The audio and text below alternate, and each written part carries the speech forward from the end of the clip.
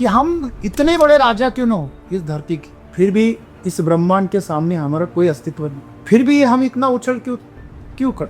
हम भौतिक जगत में बहुत समृद्ध होते लेकिन आंतरिक जगत में हम बौने हो गए। तो सदगुरु यही तो कह रहे हैं कि ये जो ब्रह्मांड है, इस ब्रह्मांड में अगर हम जिसे हमारी पहचान मानते हैं शरीर को और मन को, वह एक धूल के कण के बराबर भी नहीं है। साइंटिस्ट ऐसा कहते हैं कि ये जो सूर्यमाला है ना, यह अगर आज शाम को गुम हो गया, नष्ट हो गया, तो इस सृष्टि को पता भी नहीं चलेगा। अगर इस पूरे ब्रह्मांड में हमारी सूर्यमंडल अगर धूल के समान है तो हमारा कोई अस्तित्व नहीं। इस ब्रह्मांड में अगर हमारे दिमाग में कुछ चल रहा है तो हमें लगता है कि वो हर किसी को पता है, लेकिन किसी को आपसे कुछ लेना देना है नहीं। हर कोई चाहता है कि मेरे दुख में लोग साथ दे, मेरे सुख में लोग नाचे, मेरे खुशी में शामिल हो जाए, लेकिन कोई किसी को सहारा नहीं बन रहा। और यह देखकर लोग परेशान हो जाते। और ये जो संघर्ष है पूरा, यह हमें अशांत बना। सदगुरु वही कह रहे हैं कि हम स्वाभाविक रूप से शांत नहीं क्यों हो रहे, क्योंकि हमने हमारा ही ब्रह्मांड रचा है। हर किसी के दिमाग में एक दुनिया है, उसका गांव, उसके घर वाले, उसका परिवार, उसके रिश्तेदार, उसके दोस्त, उसके सपने, उसके अपने, सब है उसमें। लेकिन वो कहाँ है? स्मृति में। दूसरे को दिखाई दे रहा है क्या?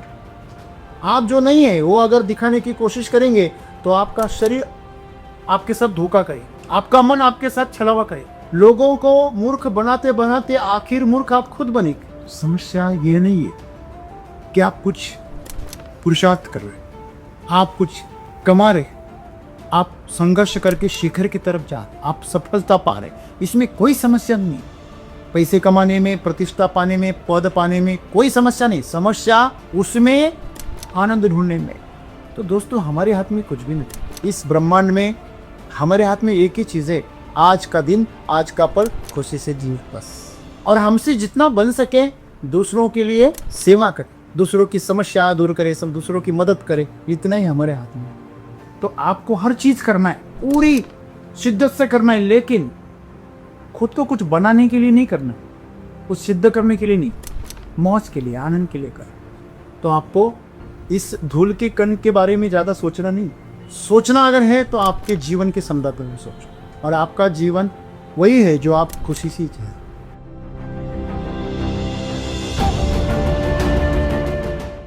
जब हम मनुष्य होते हैं तो हम हमारे अस्तित्व को इतना बड़ा कर देते हैं, हम सब लोगों को बता दें कि इस ब्रह्मांड के सामने हम एक धूल बराबर है। लेकिन कभी कभी हमारा अस्तित्व जो है वो हम बड़ा करने के लिए जो अहंकार है या फिर मैं जो है, तो ये चीज़ें अंदर आती है और हम ये भूल जाते हैं कि हम इस ब्रह्मांड के सामने बहुत छोटे हैं। तो ये हमें पता है लेकिन हम भूल जाते हैं। तो मेरा सवाल ये है कि हमारा जो अस्तित्व है उसका जो संदर्भ है वो समझने के लिए हमें क्या करना होगा? दोस्तों, एक कहानी आपने सुनी होगी, राजा बलि और वामन की। जब इस धरती पर बलि का राज था तो वो इतना शक्तिशाली होने लगा, उसकी शक्ति का देवों को डर लगने लगा कि कहीं यह स्वर्ग को क्यों ना हथिया ले। तो देव डर गए और वह विष्णु के पास गए और भगवान विष्णु को विनती करने लगे कि भगवान, आप इस बलि राजा का कुछ करो। तो कहते हैं, कहानी ऐसी कहती है कि भगवान विष्णु वामन का रूप धरकर धरती पर आए। वामन का मतलब बहुत छोटा। तो जब वामन एक याचक के तौर पर बलि के पास गए तो वामन के पास 3 मांगे थी, मुझे 3 वर चाहिए।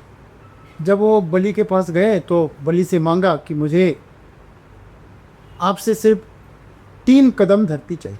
तो आगे की कहानी सबको पता है। तो पहले कदम में धरती खत्म, दूसरे कदम में पाताल खत्म, अभी तीसरा कदम कहाँ रखूँ? तो कहते हैं जो बलि राजा था वो बहुत दानशूर था और अपने वचन का पक्का था। तो उसने अपना सर झुका लिया और तीसरा कदम रखने के लिए अपना माथा आगे, जब अपना सिर आगे कर लिया तो कहते वामन ने तीसरा कदम उसके सर पर रखा और उसको पाताल में दबा दिया। कहानी का सार यही है कि हम इतने बड़े राजा क्यों न हो इस धरती की, फिर भी इस ब्रह्मांड के सामने हमारा कोई अस्तित्व नहीं। फिर भी हम इतना उछल क्यों क्यों करते? हमारे अंदर अहंकार आ जाता है, हमें कुछ बनना है। हर किसी को कुछ न कुछ बनना है। हर जगह पर जाकर हम हमारा अस्तित्व पैदा करने की कोशिश कर। जब घर में गरीबी होती है ना, तो एक ही टॉवल सब घर इस्तेमाल कर, एक ही साइकिल पूरा घर इस्तेमाल कर, एक ही टीवी पे सब आकर बैठ जाते साथ, एक ही रूम में खाना ही बनाते, वही सो जाते, वही बेडरूम है, वही किचन है। और जैसे पैसे आ जाते हैं ना, तो हर किसी को नया टॉवल चाहिए। आप अमीर के घर में जाएंगे और पूछेंगे, मेहमान को आप बोलेंगे तो मेरे टॉवल ले लो, तो मेहमान ऐसे दिखते हैं। तो यहाँ पे झूठी जो टॉवल है वो भी हम इस्तेमाल नहीं करते, दूसरे की इस्तेमाल की चीज़ हम इस्तेमाल नहीं करते। हम हर चीज़ हमें अलग चाहिए, और इसी के चलते ये सब मार्केटिंग चल रहा है। पहले सब घर एक रहता था, घर में एक वाहन रहता था, एक मोटरसाइकिल, एक ही टीवी, एक ही फ्रिज। अभी हर रूम में एक टीवी चाहिए। उसे अगर खेल देखना है तो इन्हीं सीरियल देखो, किसी और को तो न्यूज़ चैनल देखना है। तो हर किसी को अलग टीवी चाहिए, हर किसी को अलग मोटरसाइकिल चाहिए। तो ये चीज़ों का जो बंटवारा हुआ, यह क्यों हुआ? हमारे अहंकार की वजह से, हमारी समृद्धि की वजह से। हम भौतिक जगत में बहुत समृद्ध होते, लेकिन आंतरिक जगत में हम बौने हो गए। तो सदगुरु यही तो कह रहे हैं कि ये जो ब्रह्मांड है, इस ब्रह्मांड में अगर हम जिसे हमारी पहचान मानते हैं, शरीर को और मन को, वह एक धूल के कण के बराबर भी नहीं है। अभी एक सिंपल सा उदाहरण लेते हैं, मैं और धूल, हाँ ऐसे है क्या? फूंक मार दी और उड़ गया भाई, मैं धूल हूँ, मैं मिट्टी हूँ? ये अहंकार आपसे सवाल पूछो। मैं आपको कुछ उदाहरण के तौर पर बता दूँ। एक मेंढक के सामने चींटी कितनी है? कितनी है? ना के बराबर है, उसके नाखून के बराबर है। मेंढक के नाखून के बराबर है एक चींटी। फिर उस मेंढक के सामने बैल कितना बड़ा है? हेलो, कहते हैं एक बार एक मेंढक कुएं से बाहर ऐसे तैसे आ गया, काम चल रहा था, तो एक बकेट में वो चला आया पत्थरों के साथ बाहर, कीचड़ के साथ, तो बाहर घूमा वो इधर उधर, और फिर वापस कुएं में आ गया गिर कर। तो कुएं में जो उसके साथी थे उनको बता रहा था कि मैंने एक बहुत बड़ा मेंढक देखा। बोले कितना बड़ा? तो वो खुद को उसने फुलाया जितना, सामने जो दूसरा मेंढक था उसने उस खुद को फुलाया। वो देखो हर जगह पे कोई ना कोई बड़ा होता है, तो उस कुएं में भी एक बड़ा मेंढक था, सबसे बड़ा। वो बोल रहा था मेरे से भी बड़ा था। हाँ बोले तेरे से बहुत बड़ा था। वो बोले ऐसे कैसे हो सकता है, मेरे से बड़ा मेंढक तो है ही नहीं। तो उसने खुद को हवा बह के फुलाया, तो देख के आया था, वो बोला नहीं इधर ये तो छोटा है, और बड़ा था। उसने और हवा खींची और फुलाया खुद को। कहते इतना फूल गया बाद में कि फट गया। मेंढक कभी बैल नहीं बन सकता। उसने बैल देखा था, तो बैल बहुत बड़ा हो गया। तो बैल को अगर हाथी के सामने रखे तो हाथी बड़ा, हाथी के सामने अगर व्हेल मछली को रखे तो कि व्हेल मछली कितनी बड़ी। मतलब वो जो व्हेल मछली है ना, उसके सामने चींटी कितनी हो गई? अभी एक धूल के बराबर हो गई। अब सोचो कि अभी जो पृथ्वी है, धरती है, धरती पे कितने करोड़ लोग हैं? 800-900 करोड़। तो इतने लोग हैं, उनमें से हम अकेले एक, बराबर। और समस्या देखो, इस धरती पे देश कितने हैं? सैकड़ों हैं, 200, 250, 300 देश हों। उसमें से एक देश है, उस देश में हमारा एक स्टेट है महाराष्ट्र, उसमें हमारा एक जिला है नासिक, उसमें हमारा एक छोटा सा सिटी है और उस सिटी में मेरा एक घर है, वो कितना बड़ा हुआ है, उस घर में कोई बड़ा इंसान है, ये समस्या है। साइंटिस्ट ऐसा कहते हैं कि ये जो सूर्यमाला है ना, धरती के साथ में और 9 ग्रह और सूरज, यह अगर आज शाम को गुम हो गया, नष्ट हो गया, तो इस सृष्टि को पता भी नहीं चलेगा, इस पूरे ब्रह्मांड को पता भी नहीं चलेगा। इतना छोटा सा ये सूरज मंडल, सूरज और उसके 9 ग्रह, तो हमारी धरती का क्या वजूद है। अगर इस पूरे ब्रह्मांड में हमारी सूर्यमंडल अगर धूल के समान है तो हमारा कोई अस्तित्व ही नहीं, फिर भी हम कितने ऊंचा पे। आज हर कोई परेशान, घर की समस्याएं, परिवार की है, बिजनेस की है, या कुछ आर्थिक समस्याएं है, कुछ मानसिक समस्याएं हैं, मान अपमान की समस्याएं हैं, डर है भविष्य के बारे में, भूतकाल की दुख है, अंदर दर्द है, बहुत सारा गिल्ट भी है। तो ये सब चीज़ों को हमने समा के रख, जमा करके, और हमारा एक आभासी जगत निर्माण की।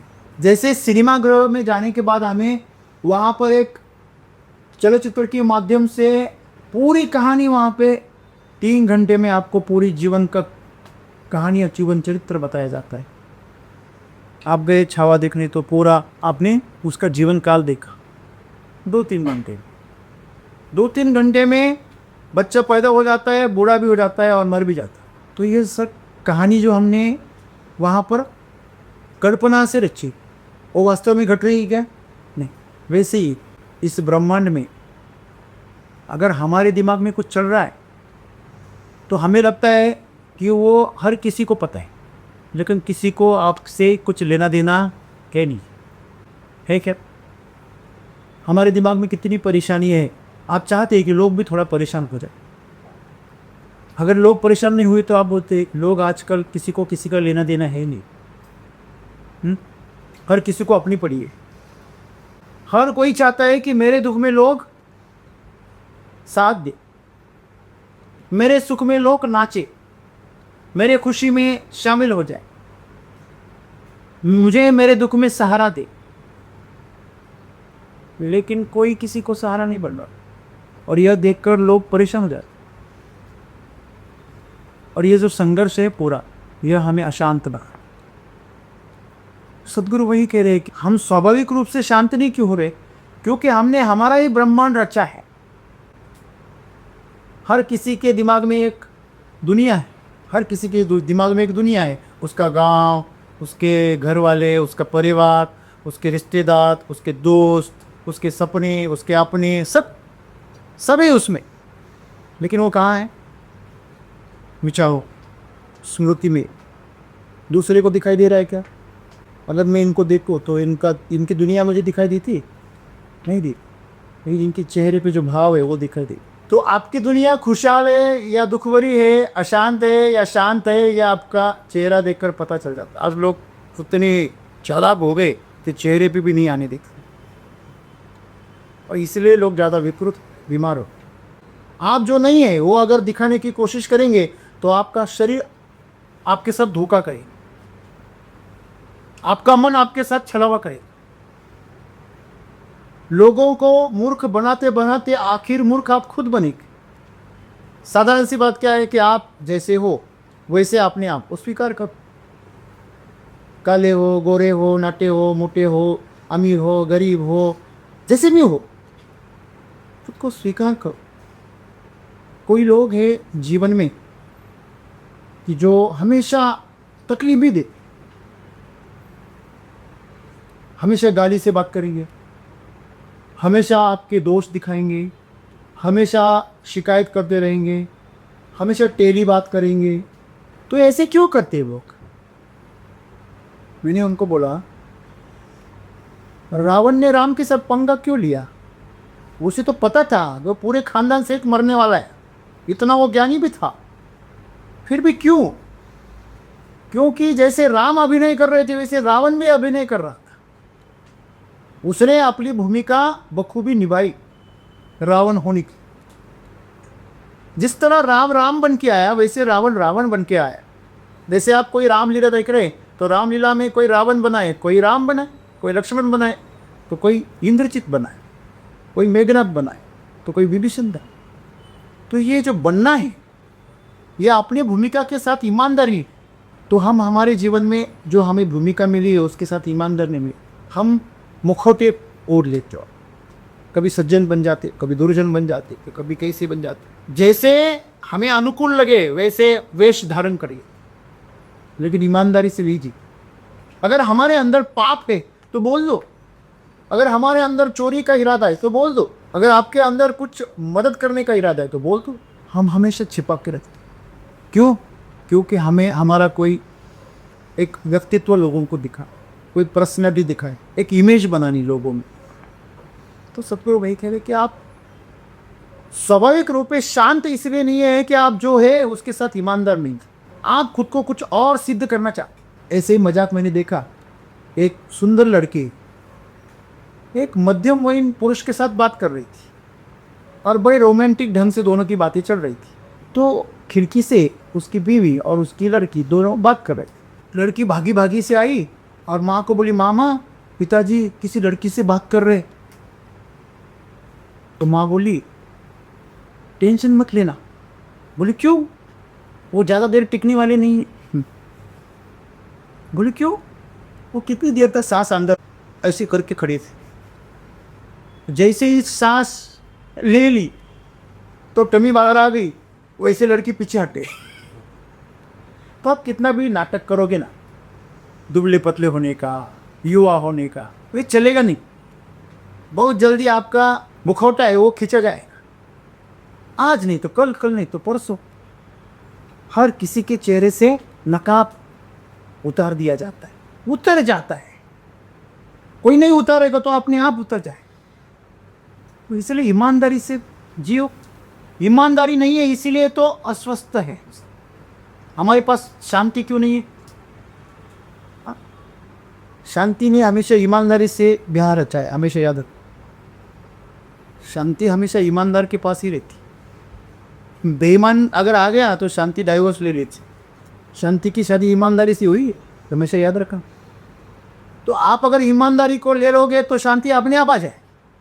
यही तो सद्गुरु कह रहे। आज हम हर कोई जो है ना वो कुछ को कुछ बड़ा बना के दिखाना चाहता है। लोग बड़ी गाड़ी क्यों लेते हैं? आपको पता है बड़ी गाड़ी क्यों लेते हैं? क्योंकि उनके अंदर कोई छोटा छिपा है, जो न्यूनगंड छिपा है। पहले से किसी ने उसको बोना कहा है, किसी ने उसको नकारा है, किसी ने उसको अपमानित किया है। आप अक्सर देखना जो ऊंचाई में कम होते हैं ना वो हमेशा ऊंची गाड़ी। तो ये कोई अलग बात नहीं। जो जिसके पास में अगर ये नहीं ना, जो सांवला होता है ना, वो सांवला जो होता है वो इतनी मेहनत करता है क्योंकि उसे गोरी लड़की से शादी करनी। सांवला इसलिए मेहनत करता है, इतनी मेहनत करता है, इतना कोशिश करता है, पैसे कमाता है, गाड़ी लेता है, बंगला, ये सब उसको क्यों चाहिए? उसको गोरी लड़की से शादी करो। ये दिमाग में हमेशा ये बिठा रहता है कि मुझे कुछ और दिखाना है, मुझे और कुछ और करना है। वो आमदन सानी का गाना है, कैसे कैसों को मिला है, इस वैसे को मिला है, मुझको थोड़ी लिफ्ट करा दे, थोड़ी सी तो लिफ्ट। समस्या ये नहीं है कि हम अशांत है, अशांत है ही नहीं। हम स्वभाव से ही शांत है। हमारे अंदर जो बैठा है वो शांत है, लेकिन जो मन है वो उछल कूद कर रहा है। वो किसी और को देखा उसको। देखो रास्ते से एक गाड़ी चल रही है, आराम से चल रही है, एकदम से पीछे से कोई गाड़ी आएगा, हॉर्न बज गया ना तो ये एक्सीलेटर से पाँव दबाता है और फिर उसको तेजी से चला। वही अगर उसको छेड़े, बस उसके अंदर का जो अशांत प्राणी है वो जाग जाता। ये तो वैसे शांत है। आप आपसे लड़ने के लिए अगर कोई नहीं है तो आप कुछ नहीं करते। एक बार ऐसा हुआ, दो दोस्त थे और उनको कुत्ते लेके आ गए दोनों भी। और जब वो दोनों कुत्तों ने देखा दो एक दूसरे को, इतने जोर से वो डोरी को खींचने लगे, ये तो ऐसे तैसे करके उन्होंने पकड़ा। इतना परेशान, इतना हंगामा, इतना। इन दोनों ने सोचा अभी इनको लड़ने ही दो। बाद में आखिर में परेशान होकर दोनों ने भी अपनी रस्सी छोड़ दी, दोनों भी शांत हो बैठे। अभी बात खत्म नहीं हुई, उन्होंने वापस रस्सी पकड़ी, वापस खींचने लगे। तो भी समझते भोंकने में मजा है, काटने में नहीं। तो यही है, लोग सिर्फ भौंकते, दिखाना चाहते, रौब दिखाना चाहते, कुछ अलग करना चाहते, क्योंकि उसके दिमाग में पहले से बैठा है। क्यों? गोरा अच्छा, अमीर अच्छा, बड़ा पद अच्छा, सत्ता अच्छी, प्रतिष्ठा अच्छी, ठीक है ना, अच्छी है ना, लेकिन आप आनंद के लिए कमाओ ना, आपकी खुशी के लिए करो। किसी को कुछ दिखाने के लिए क्यों कर रहे हैं? कुछ चीज़ को कमाना, कुछ चीज़ को हासिल करना, एक बड़ा घर, बड़ा महल बनाना बहुत अच्छी बात है ना, लेकिन आप अगर लोगों को दिखाने के लिए बड़ा महल बनाओगे तो आप में अहंकार बढ़ जाएगा, फिर आप लोगों को छोटा मानने लगोगे, फिर आप लोगों की कीमत करोगे। समस्या ये नहीं है कि आप कुछ पुरुषार्थ कर रहे, आप कुछ कमा रहे, आप संघर्ष करके शिखर की तरफ जा रहे, आप सफलता पा रहे, इसमें कोई समस्या नहीं। पैसे कमाने में, प्रतिष्ठा पाने में, पद पाने में कोई समस्या नहीं। समस्या उसमें आनंद ढूंढने में, खुद को बड़ा बनाने की जो कोशिश है ना, वही हमारी क्या है, बचकानी। पता है आखिर में ये सब क्या होने वाला है, मिट्टी में मिलने वाला। आज जरा सोचिए, जो राजा महाराजा हुआ करती थी, जो महलों में रहते थे, आज उनके महल बनाना, उनके जैसे महल बनाना सरकार को भी मुश्किल है, इतना खर्चा करके। सरकार चूंकि उसके पास कितना पैसा है हम तो गिन नहीं सकते, वह भी उसके लिए भी वो नामुमकिन सी बात है। ऐसे ऐसे महल उन राजाओं ने बनाए, आज वो खंडर बने। हम जो एक हमारा अस्तित्व बना रहे, उसके बारे में अगर हम क्या है आसक्त है, और उसी में अगर हमारी खुशी को और हमारे जीवन को ढूंढ रहे, तो यह पागल। बन गया तो ठीक, नहीं बना तो ठीक, मिल गया तो ठीक, नहीं मिला तो ठीक। उसे प्राप्त करने की कोशिश में जो आनंद मिल रहा है, वही आनंद हमारे लिए सबसे श्रेष्ठ है। ईश्वर ने आपका इस्तेमाल किया कुछ अच्छे कामों के लिए, तो हमें खुश होना चाहिए, लेकिन हम कुछ पाते भी हैं ना। अगर हमारे इरादे गलत है तो हम गलत चीज़ ही करेंगे। आपको पता है दुर्योधन जो है वह भी बहुत शक्तिशाली था, लेकिन उसकी दिशा गलत थी। वो अहंकारी था, मेरा तो मेरा, तेरा भी मेरा, यह इसकी वह सोच थी। शकुनी ने उसको ऐसा ही बना दिया। शकुनी ने क्या किया, दुर्वासा ऋषि था। दुर्वासा ऋषि शायद आप जानते नहीं हो, राक्षसों का गुरु माना जाता है। भयंकर क्रोध, वो क्रोध के लिए जाना जाता है, किसी को भी शाप दे देता है, और बहुत ही शक्तिशाली। फिर शकुनी ने बताया, इन पांडवों को अगर सबक सिखाना है ना, तो दुर्वासा से सिखाइए, ऐसे तो ये शरण नहीं है ने। तो बहुत सारी चली, तो इसमें से एक चाल उन्होंने ऐसी की, दुर्वासा को बुलाया, और उसके शिष्यगण, हजारों शिष्यगण उसके, वो साथ में, और उसको मुकाम के लिए बुलाया। 4 महीने दुर्योधन ने उसकी खातिरदारी, उसकी सेवा की। दुर्वासा प्रसन्न हो गए, वो बोले, मांग पुत्र, तुझे क्या चाहिए। अभी पांडव तो आपको पता है, उनको तो हस्तिनापुर से भगा दिया गया, तो वनवास में थे, तो उनको कोई राज्य भी नहीं था, कुछ भी नहीं था। तो उन्हें सूरज ने क्या दिया था, अक्षय पात्र दिया। अक्षय तृतीया आपने जाना होगा, तो वो अक्षय पात्र उनके पास था। उसकी अब खासियत ऐसी थी, वो द्रौपदी को मिला हुआ। तो जब द्रौपदी खाना खाएगी, वह कुछ भी नहीं दे रहा। दुर्योधन को पता था, तो उसने जानबूझकर दुर्वासा को ऐसे वक्त भेजा जब वो सबका खाना होने के बाद उस पात्र को साफ करके, द्रौपदी का खाना होने के बाद वो रख दिया गया। और ऐसे वक्त पर दुर्वासा को भेजा कि मेरी विनती है महाराज कि आप आज का खाना आप पांडवों के पास खाए। दुर्वासा आ गया, कही इतनी सी बात है, अरे बहुत अच्छी बात, मेरे लिए तो बहुत सुखद बात। ऋषि थी तो, चाहे किसी की भी क्यों ना हो, थे तो ऋषि। गए उनके पास और बोले, हे युधिष्ठिर, हमारी सब शिष्यगणों का और हमारा खाने का इंतजाम करो। और पता चला कि द्रौपदी ने तो खाना खा लिया, अभी तो अक्षय पात्र से कुछ नहीं मिली। अभी देखो पांडवों के पास कौन था, कृष्ण भगवान। तो द्रौपदी गई, भाग दौड़ के गई, अभी तू ही बचा सब। वो बोला, मुझे कुछ खाने के लिए लेके आ।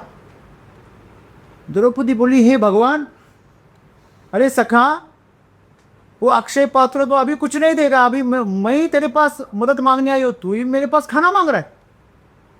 बोला, नहीं, तू दे सकती, जा और लेके आ। तो उस अक्षय पात्र पर थोड़ा सा एक टुकड़ा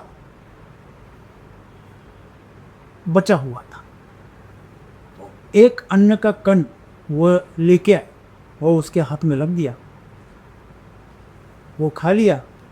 अब बोले, तू टेंशन मत ले, जहां ये गए थे नदी पर नहानी, सब सेना उनकी, सब शिष्यगण, सब दुर्वासा वगैरह, वही माया जाल रच दिया ईश्वर ने, और माया से सभी पांडव बनाए, माया से खाना बनाया और माया से उसे खिलाया, सब तृप्त हो गए। जब तक कि ये खाना बनाए असली में, तब तक ये तृप्त हो गए। और जब इन्हें असली भीम गया, बोला, नहीं दुर्वासा जी चलिए, खाना तैयार है। बोला, पागल तो नहीं हो गया? बोले, क्यों, अभी तो खिलाया तूने। अरे हे भगवान, मैंने कहा खिलाया, मैं तो अभी खाना बना के देखो, मैं पसीने से लथपथ हो गया खाना बना। बोले, दुर्वासा बोले, नहीं, वो चालबाजी कर रहे तू, दो बार कैसे खिला रहे। तो उन्होंने आंखें बंद कर ली, अब देखा कि ये सब ईश्वर का क्या है, ईश्वर की माया है। तो दोस्तों, हमारे साथ जो हो रहा है वो बस ईश्वर की माया है। जैसे हम बच्चों को लड़ते हुए देख रहे, हाँ, वो उनकी कार होती है और कार का एक्सीडेंट हो जाता है बच्चों का, फिर एक दूसरे में झगड़ते हैं, वो चले हम पुलिस स्टेशन जाते, कंप्लेंट रख लिखानी। तो वैसे जब साधु संत होते हैं ना, ये हमारे झगड़ों को ऐसे ही देख, हमारे जब झगड़े होते हैं एक दूसरे से, हम ऐसे ही देखते। जब स्कूल में दो बच्चे एक दूसरे से भिड़ जाते हैं, तो टीचर को पता है इन दोनों का भविष्य मेरे हाथ में, और इन दोनों का अंजाम क्या होगा वो भी मेरे हाथ में। तो दोस्तों, हमारे हाथ में कुछ भी नहीं, इस ब्रह्मांड में हमारे हाथ में एक ही चीज़ है, आज का दिन, आज का पल खुशी से जिए बस। और हमसे जितना बन सके दूसरों के लिए सेवा करें, दूसरों की समस्या दूर करें, सब दूसरों की मदद करें, इतना ही हमारे हाथ में। लेकिन हर कोई कहते हैं देख लूँगा, तुझे अगर ऊपर वाले ने देख लिया तो यही समस्या है हमारी। जब चोर एक दूसरे में भिड़ जाते हैं, ये मेरा हिस्सा है, वो मेरा हिस्सा है, ये मेरा हिस्सा है, इसे दोनों में ऐसे झपट जाते, और उतनी में पुलिस आती, झगड़ा बाल। वो दोनों भी जो सामान है, पैसा है, जो भी गहने, वो वहाँ छोड़कर अपनी जान बचाते। आखिर में सबसे इम्पोर्टेंट क्या है? जीवन है। हम जमीन के लिए, पैसों के लिए, इज्जत के लिए, प्रतिष्ठा के लिए, सभी चीज़ों के लिए कितना झगड़ते एक दूसरे से। और पता चला कि किसी को कैंसर हो गया तो बाकी सब कैंसर। अभी आप सब स्वस्थ है, मस्त है, आपको अगर मैं बोलूँ, अरे सर आप ऐसे ऐसे खाना खाओ, ऐसी दिनचर्या को रखो, ऐसे सुबह उठो, आपके पास कितनी भी जायदाद क्यों ना हो, आपके पास कितना भी पैसा क्यों ना हो, आपके पास कितना भी अच्छा शरीर क्यों ना हो, पैसा क्यों ना हो, आप अपने स्वास्थ्य का ख्याल रखो। कोई देखता है क्या? कोई सुनता है? नहीं बोलता, मैं तो स्वस्थ हूँ। कल मैं 87 साल के एक युवा को मिल के आया, हफ्ते में 2 बार डायलिसिस चल रही। जीवन में इतना कुछ देखा है, इतना सम्मान, इतना मान और ऐश्वर्य सब कुछ देखा है। एक अच्छे पद पर सरकार में नौकरी करते थे, सम्मानित थे, मंत्री एमएलए सब उनका आदर करते थे। तो आज मैंने उनका वो एनर्जी देखी, ऑरा देखा। अभी भी वो सीढ़ियाँ चढ़कर अपने रूम में जाता और शाम को 2 घंटे और सुबह 2 घंटे बाहर घूम। इतनी उम्र अभी भी आप देखेंगे तो आपको पता नहीं चलेगा ये इनकी उम्र 87। वो रुबाब, पॉजिटिव थिंकिंग, वो एनर्जी। छत्रपति संभाजी राजे का उन्होंने एक नाटक बिठाया और उसके सैकड़ों प्रयोग महाराष्ट्र में किए। खुद औरंगजेब का रोल करते थे। अरे उनके जो डायलॉग देखकर मैं तो कांप गया। कब खड़े हो गए, खड़े नहीं हो पा रहे थे। देखिए, सोचिए ना, 2 बार डायलिसिस चल रही है, ऐसा 87 साल का युवा, उसे युवा ही कहना चाहिए। जिन्होंने वो कल देखा, फिर वो अपने आप को शर्म आएंगे, अपनी युवा अवस्था पर शर्म आएगी। शेरार मामा 80 साल का था और लड़ रहा था। यह उनको देखने के बाद मुझे कोई आश्चर्य नहीं हुआ। वो हमारे काका हैं। तो बात यह है कि अपना जीवन कैसे जिए कि उस ईश्वर को भी आपको जिलाने में मजा आए। कि तो वो सोचेगा क्या कीड़े बनाएंगे, क्या 2 पैर का मैंने क्या जीव बनाया। उसे घृणा आने लगी खुद पर, फिर वो होलसेल में मारने लगे। आज मनुष्य के बारे में आप सोचो, 1-2 मर ही नहीं रहे। कल मैं एक इंस्पेक्टर से बात कर रहा था, हमारे इधर मिलने आए थे, तो वो ट्रैफिक का काम देख रहे। वह बोले लोग कीड़े मकोड़े की तरह मरते हैं रोड पे, हर दिन एक्सीडेंट। तो यह सब दौड़ धूप अशांति क्यों चल रही है? कोर्ट भरे पड़े हैं, हॉस्पिटल्स भरे पड़े हैं, रास्ते खून से भरे पड़े हैं, गांव में झगड़े हैं। छोटी सी वजह होती है, मुझे बैठने के लिए सीट क्यों नहीं दी, इसलिए मारपीट हो जाती। छोटी छोटी चीज़ों के लिए लोग गुस्सा हो जाते और हर कोई गुस्से में बस फूटने की देर है। इसलिए सब लोग कह रहे कि इस ब्रह्मांड में आप एक कण के बराबर भी नहीं है। तो ये ईगो आप में आता कहाँ से है? ये आपने खुद तैयार की और इस भ्रम में आप जी रहे कि मैं कितना पढ़ा। जरा जमीन पर आ जाए। कितना भी बड़ा फाइटर जेट हो या कितना भी बड़ा रॉकेट हो, वापस आना धरती पर ही है। अगर मेरे पास 100 करोड़ रुपए है तो मैं 2 कदम 2 फुट जमीन के ऊपर से चलूंगा। ऐसा चलेगा? ऐसा संभव ही नहीं। ये पागलपन है। अगर मुमकिन भी हुआ तो पागलपन। इसीलिए तो माइकल जैक्सन 50 में मरा, सिकंदर 32 में मरा। चलो, तो यह जो चीजें हैं हमें समझनी है कि जिन्होंने पूरी दुनिया को जीता वो अभी खाली हाथ गया है। इसका मतलब ऐसे नहीं कि आप कुछ ना करो, आप ऐसे ही बैठ जाओ, सन्यासी बन जाओ, ऐसा नहीं है। अगर ऐसा है तो आपका आलस से बोलते, आप नहीं बोल। तो आपको हर चीज करना है, पूरी शिद्दत से करना है, लेकिन खुद को कुछ बनाने के लिए नहीं करना, कुछ सिद्ध करने के लिए नहीं, मौज के लिए, आनंद के लिए कर। आसमान छुओ लेकिन धरती की याद रखो, वापिस मिट्टी में ही मिलती। अपनी बड़प्पन के लिए दूसरों को छोटा मत कर,